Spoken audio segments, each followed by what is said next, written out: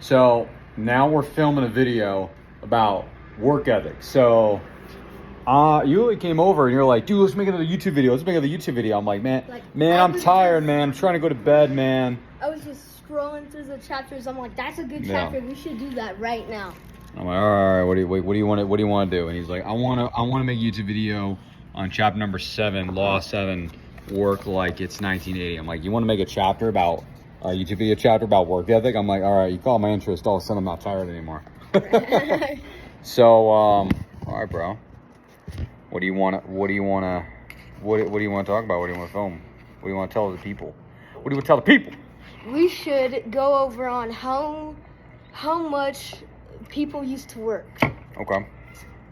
Or why they would work that much too. So the book says, we have all heard the expression, work smart, not harder. The reality is that you can't substitute working hard for working hard. Working smart for working hard. You have to do both. It's important to work smart, and that comes from experience and wisdom. But who has convinced us that there is such a thing as an easy path to success? I feel like I'm just reading a book right now. What is that? Like your narrative? Cool. So basically, yeah. What he wants to go over is the difference between average hours worked per week now versus in the 1800s. Per year, actually. Per year, okay. So according to the U.S. Department of the Interior, our hours worked have drastically decreased over the past 200 years. In 1830, we were working 69.1 average hours per week.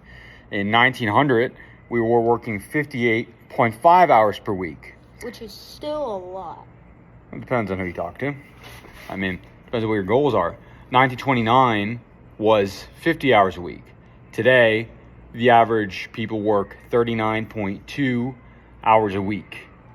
And then it goes on to the year 1880. Lifetime hours of leisure was 43,000. The year of today is 200,000 hours of leisure in the lifetime.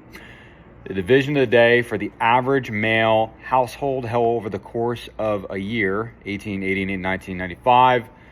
Activity, so 1880. So this is talking about hours spent doing an activity. Sleep, in 1880, people were sleeping 8 hours a night. 1995, they were sleeping 8 hours a night. 1880, 2 hours to eat, meals, and hygiene. 1995, 2 hours to eat, meals, and hygiene. Chores, 2 hours, same. Travel to and from work, 1 hour. Work from 1880 was 8.5 hours. Now, all of a sudden, it's 4.7 hours. It's cut by half. Illness actually went up a little bit. That's interesting. And leisure activities, 5x'd from 1.8 hours a day to 5.8 hours. So, what are your thoughts on that? The usual amount of calling out of work in a year would usually be 13 days, because there's not a lot of times that you get sick unless you're with COVID, so it might be a little bit longer than 13. Like school, if you're absent for 16 days, they'll send out a notice being all like, hey, what's going on? You've been absent for a long time. Mm-hmm. Okay. So, estimated trend and the lifetime distribution of discretionary time. So 1880 to 2040. So activity, it's talking about lifetime discretionary. People would spend in their lifetime before they die 225,000 hours. 1880 doing that, lifetime discretionary. 1995 was 298,000. So you add an additional 70,000 there. And then 2040, we're basically going to be spending 321,000 hours discretionary. Lifetime work hours in 1880 was 182,000. 1995 was 122,000, so decreased by 60K. 2040, it's going to go to 75,000. So from 182,000 in 1880 to 75,000 in 2040. It's basically cutting in half. Lifetime leisure hours goes from 43,000 in 1880 to 1995. It was 176,000 hours. In 2040, it's going to be 246,000 hours. Why are we going over all this math? Why do you think we're going over all this math? What do you think about this? I think it's just important for other people to know how long or how much hours that people used to work back in the days Mhm. in 1880 or a while ago. Say like they worked that 2,000 hours. Yeah. Like even if it wasn't 1880. Yeah. Okay. So what do you think is the value of having that knowledge and having that data? What do you think that does for you in the present moment? So you could try and push yourself to work harder and get more than that hours, or you could Interesting. just try and get shorter because you don't want to exhaust yourself Mhm. and don't want to work too hard, because the average of sleep per day should be about 9 to 10 hours. Should it? Yes. Where'd you read that? I actually didn't read that. I've known that it should be 9 to 10 hours. Okay. We'll circle back to that. So look at that. The dictionary is the only. This is a Vince Lombardi quote. The dictionary is the only place that success comes before hard work. Hard work is the price we must pay for success. I think you can accomplish anything if you are willing to pay the price. I'll repeat that. I think you can accomplish anything if you are willing to pay the price. Correct. What do you think about that? Yes. Right? So, if someone is paying a price of 75,000 hours worked in their lifetime versus doubling that to 182,000, do you think that they would accomplish more if they work more? Yeah, you could accomplish more. Just depends on what you're doing, and if you've done it before, you already can, like, if you know all the things, you already know that. That's great. But if you don't know a lot about it, you learn more of it, and you grow your knowledge. It's a very good point. I'm actually glad you said that. Thank you for bringing that up versus just agreeing or disagreeing. Okay, so let's say you work more, but it's intentional. Do you know what intentional means? Yes. Okay, so let's say you have your purpose and you are using leverage. Do you know what leverage is? No. Okay, so let's say that you are rowing a boat. Okay, and let's say that you're using oars, right? Let's say I'm working 8 hours a day rowing a boat with oars. That's great, cool, awesome. What about if I had a speedboat with a motor? Right. Okay. Do you think that would go faster than if I use oars? No. No? Why not? Unless It's you- got a motor on it. It's a speedboat. Oh, yeah. A speedboat would go faster. Right? So if I went 8 hours a day on a rowboat versus speedboat, which would go farther in those 8 hours? Well, the motor uses gasoline, correct? Okay. So, if you run out of gasoline and you didn't bring any spare, and you're working for those 8 hours, I'm correct, you said 8 hours, right? Yeah, 8 hours. We're using that now. If you're doing the 8 hours, you might stop like halfway and run out of gas. But if you're just rowing a boat normally, there's no gasoline in that. So you can go take breaks through the time, take breaks.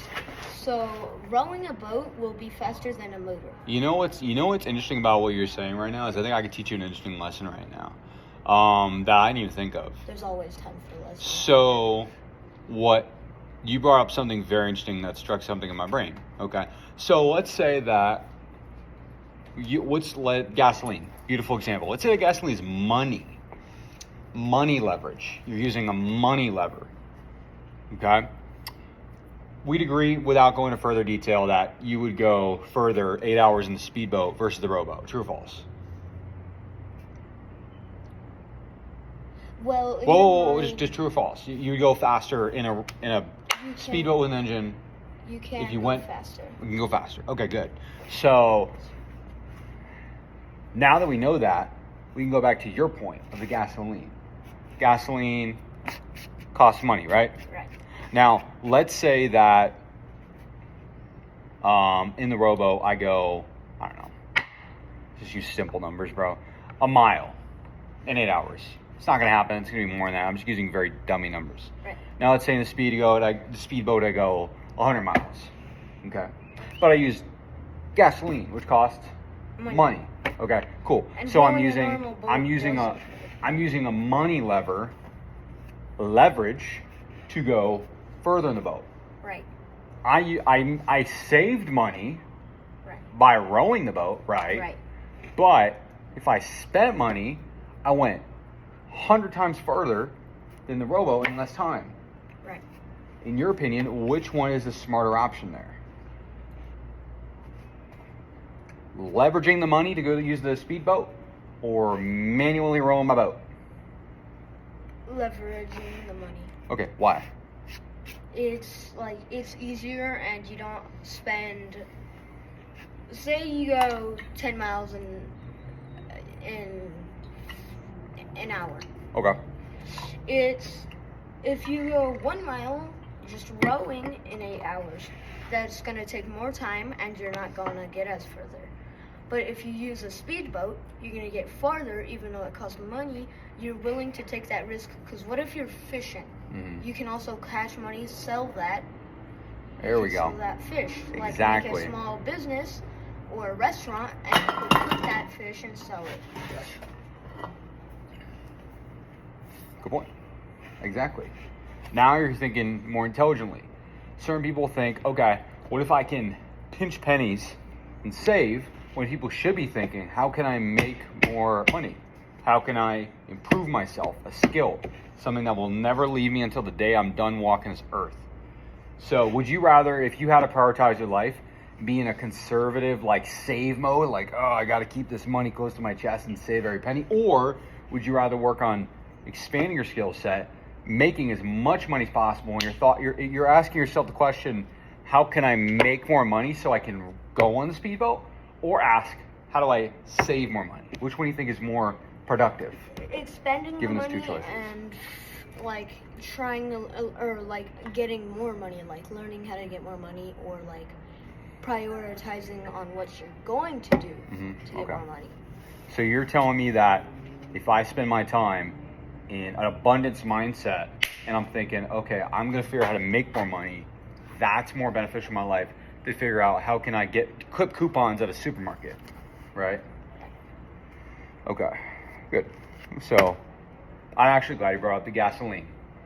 So I like the fact that you get nitpicky with this stuff because it lets us go on good tangents. You always gotta go in particular, or yeah, Yeah, exactly. you gotta go more into detail.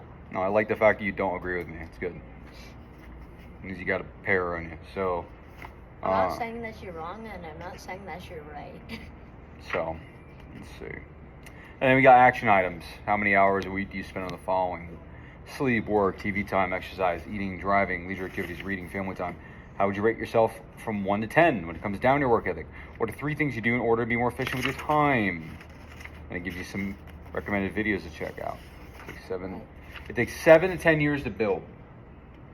Let me ask you something. If it took 7 to 10 years of working your butt off, but you end up becoming the next Elon Musk, the next Jeff Bezos, and you can live the rest of your life in happiness, Peace. peace, if that's a value of yours, passion. If it took 7 to 8 years of that, would that be worth spending the rest of your life living a remarkable life being that guy on stage versus one of those guys in the crowd? Yes. Okay. That's an answer that many people will give, but it's up to you to live that life, to choose whether or not that's going to be something that you're going to live by. And it's up to you to make those decisions because Exactly. you can follow the wrong path.